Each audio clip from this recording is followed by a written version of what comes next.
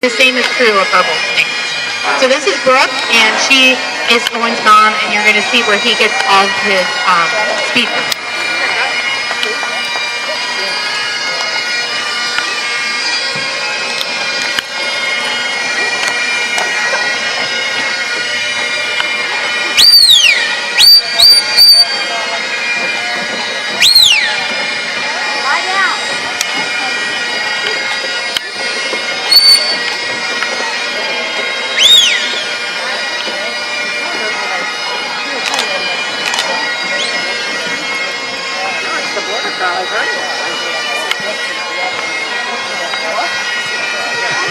So Brooke's understanding right now, because she saw the other dog on the other side, she already knows she's doing takeaway outruns, because you saw her not bring the sheep forward anymore.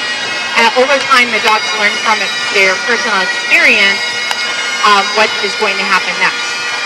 So Esther's going to take the sheep now from Brooke and I. So the dogs aren't necessarily working together, but they're helping each other be part of the experience. The reason we might switch out dogs on the farm is that maybe one dog is too tired to continue to work.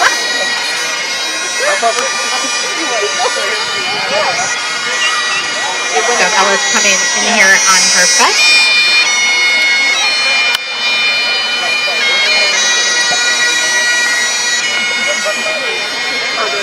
So we always want the dog to stop the sheep before the sheep get to us. We don't ever want to be in the middle of the packet of sheep, because the sheep have hooves, and hooves hurt your feet, and that a dog who pushes sheep into the middle of their handler is not being respectful of their handler's personal space.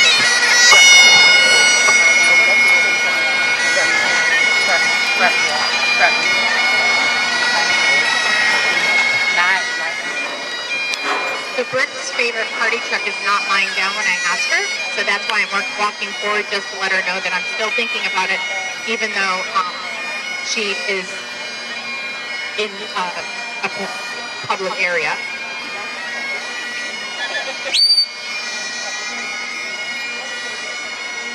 So Brooke's ears get really intense when she's working. She's a very serious gal. She doesn't like to make mistakes. She covered the sheep on the side to make sure they didn't keep running forward. So now she's lying down again for Ella.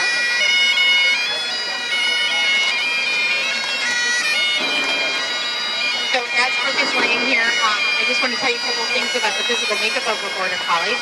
Border Collies actually have a space between their shoulders because they are a lot like pumas and other predator cats. Sorry. Lie down. Lie down. And we're waiting for Esther and Ella to pick up the sheep.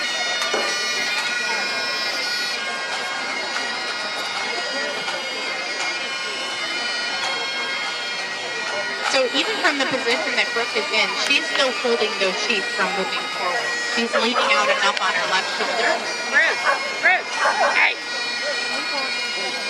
He's barking at Ella coming through, wishing in his biggest secreting dreams that it was him right now.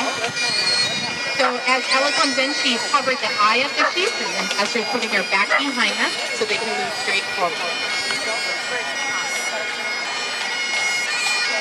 And then I'm going to try to impact Brooke from going in front of the stand. I want her to go out because we talked about the circle that predators make whenever they're trying to make their prey stand still. And in that circle, I would like my dog to make the circle as big on the back side of the sheep, which is way behind Esther, and as big as it is on the front side. So I want Brooke to kind of emulate that and give the sheep enough room on all sides. Because if she comes in front of the bandstand here, or the grandstand, it's not a bandstand, sorry, unless you have your instruments. If we're going to have her go behind the grandstand so the sheep get an opportunity to turn off of her instead of us demanding that the sheep move.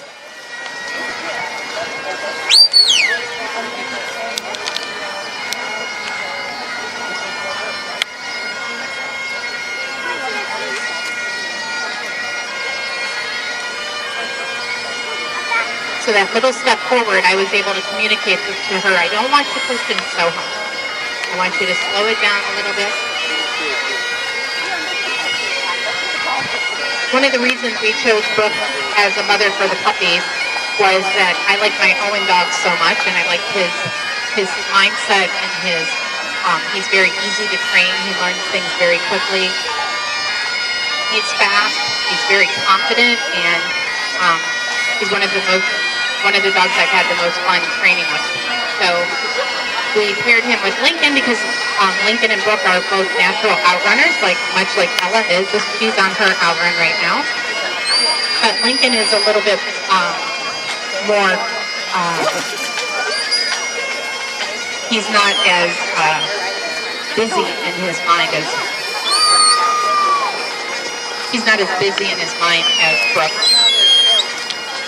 Brooke, we were talking about it this morning, that Brooke kind of, when you correct her about something, she doesn't generalize it. So you tell her that I would like you to lie down, and then she says, oh, but do you want me to lie down when I'm wearing this purple collar? And then you're like, no, you still have to lie down when you're wearing a purple collar. She's like, but it's raining. Do you still want me to lie down? And so she questions. She is always questioning you, questioning your intelligence. So if you want to be humbled in life, get into sheep herding, because it is very humbling adventure with your pet, because they come to the table with all the instinctual behaviors, and we have to learn the language that they're speaking. But Lincoln, he generalizes everything. So if you tell him, every time I ask you to lie down, I want you to stop, he'll just say, okay, I'll just stop every time you ask. And so he is a little bit more biddable in his mind in that way.